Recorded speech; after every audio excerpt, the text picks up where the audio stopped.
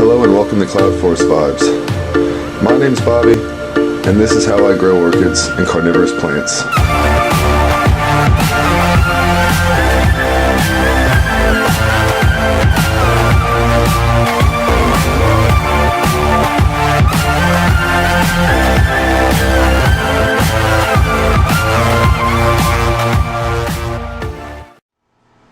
Hello and welcome to Cloud Forest Vibes.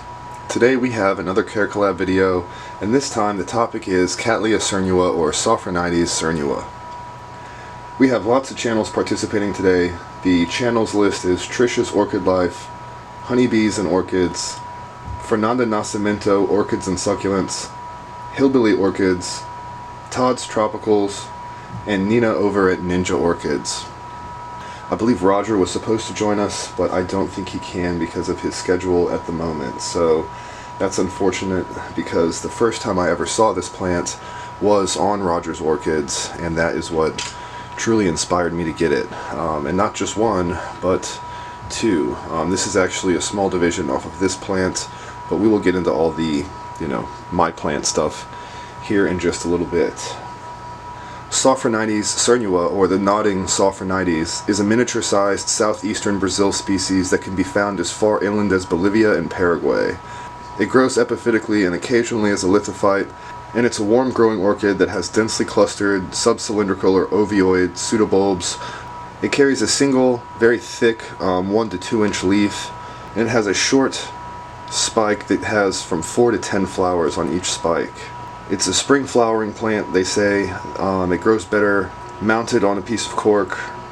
It likes hot to warm temperatures, bright light, high humidity, and year-round water, with less in the cooler winter. This species is found so low down at sea level in parts of Brazil that you can find it on rocky slopes or trees that are so close to the sea that it actually catches a salt spray. It grows in mangrove, it grows in coastal foothills, and it can be also found high above in the canopy in lowland trees with full sun and a constant breeze to keep them dry, even though they are in rainforest conditions. They can tolerate temperatures from 50 degrees all the way up to 100, 110 degrees. So that's a little bit about it. Again, beautiful little orchid. As you see, none of mine are in bloom. I have never managed to bloom this orchid. If you consult some of the other sources you can find online, typically these can be a little tough to bloom sometimes. They say it can be temperature related, it's not getting its proper cool down at night. It likes a variance of temperature from day to night, so that can be one of the reasons if you can't get yours to bloom like mine. It could be light related, it might not be getting enough light. It might just be very young. This plant here, I think these two growths are its first growths that are near adult size. This is the first time it's had a really noticeable pseudobulb. I got this as a very, very young seedling, so that is, I'm sure, why this plant won't bloom. They're also very sensitive to change. They're sensitive to being disturbed. They do not like to be disturbed. I got this one from Andy's. It was supposed to be a blooming size plant, and it was. I'm sure these are blooming size pseudobulbs right here, but if you notice my new growths, one here and one here, that is anything but a blooming size growth. So I believe that the disturbance of this set it back, and now we're basically back to being a seedling yet again. This being a seedling, when I got it, I think it was just a clumped bunch of deflasked plants. Some of them were really, really young and struggling, so that's what this is.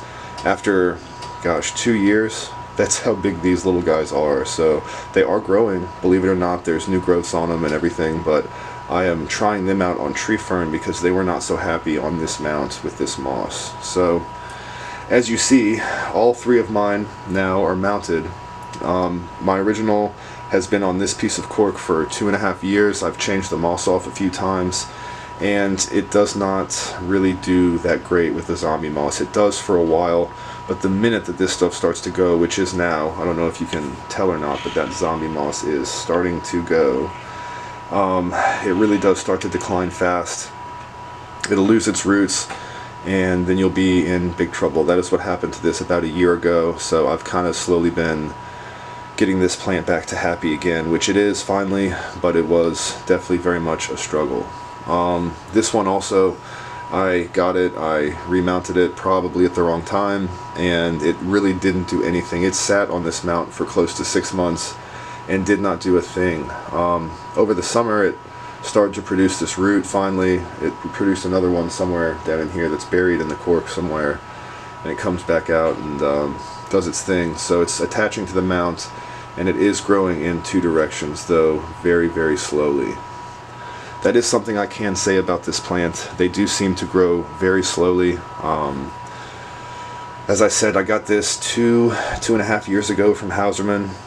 It has not grown much as far as size-wise. It's put a lot of growth on, but it has been very slow to mature.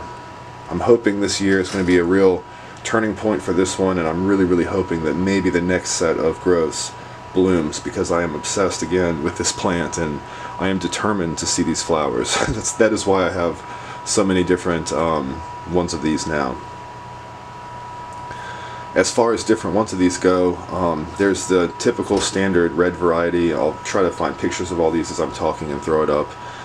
I believe there's an Alba variety. There's a yellow variety of the cernua. I think it's called Aurora.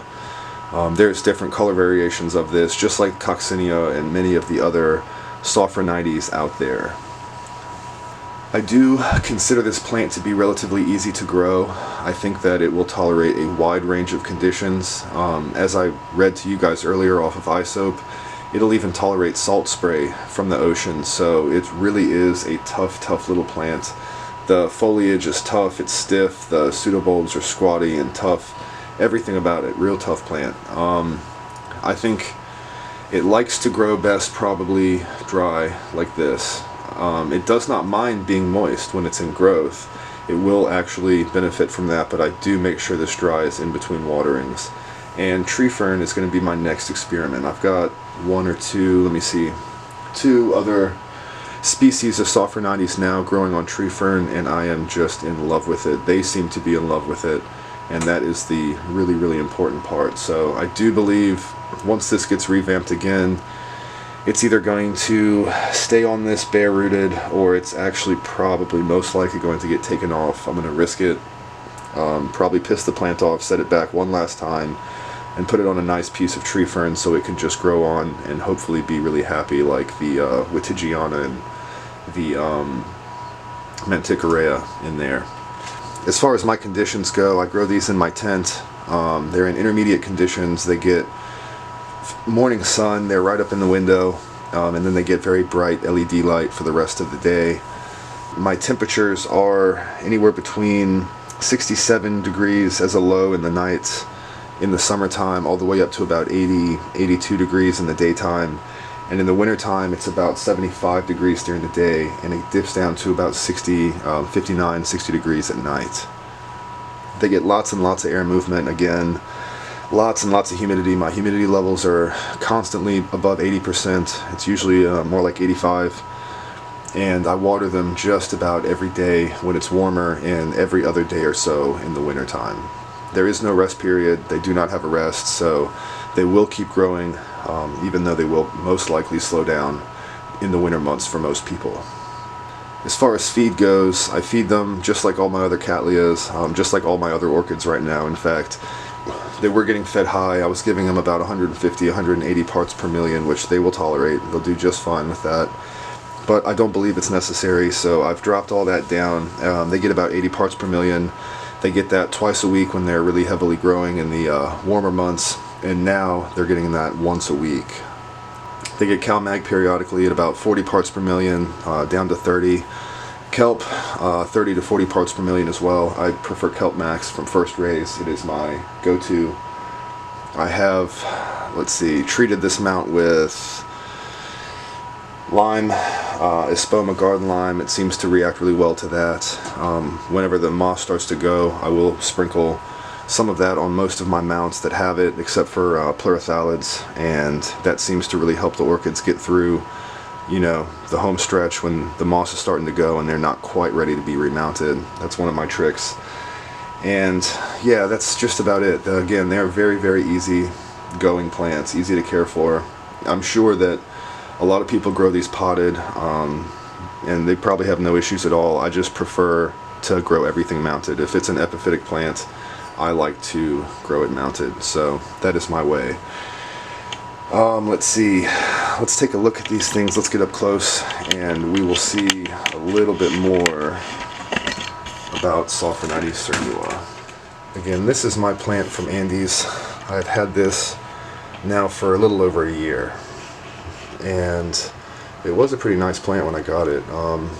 Didn't have many roots. The moss on the mount that I got it on had gone, and I wanted to get it off of there ASAP and get it on here. So it has produced a few new roots, as you can see. They like to burrow. They will find rough, gnarly areas and they will just run around and do their thing. But yeah, it has pushed out this little tiny growth on the left side there and this little tiny one on the right. So I'm hoping this coming season it is happier and healthier, and now that it has some roots, maybe it can push on some better adult size growth. Doubt we'll see blooms though. This is my one from Hauserman. This is the original, the OG if you will, in my collection, and it has really done a good job of growing away from the mount. So I was growing it pretty moist at first. I have scaled that back quite a bit because when a plant grows away from the moss, that is something that I've noticed, it kind of is asking to be drier.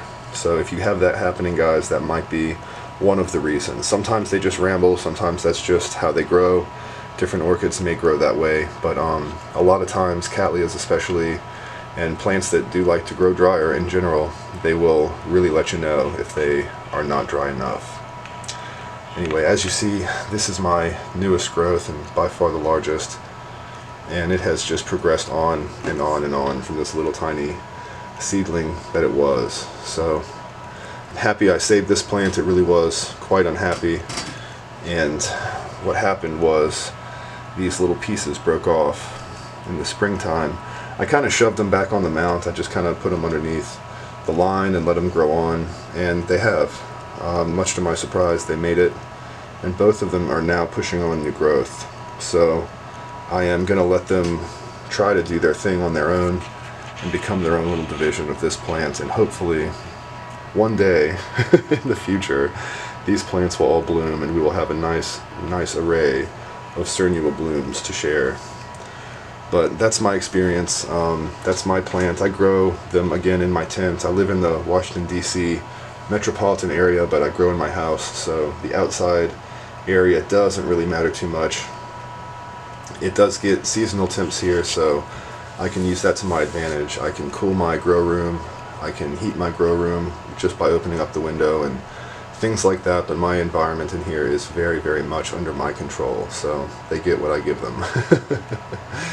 Anyhow, please do not forget to check out all the other channels involved. Again, I will put links to their channels in the description of this video to make it easier for you guys to go explore not only their Care Collab videos for Cattleya cernua, but also explore their channels a bit. Everybody involved in this has an awesome channel, and I just love all these other people in this, so please go check them out. Great growers, great YouTubers, and definitely go support them.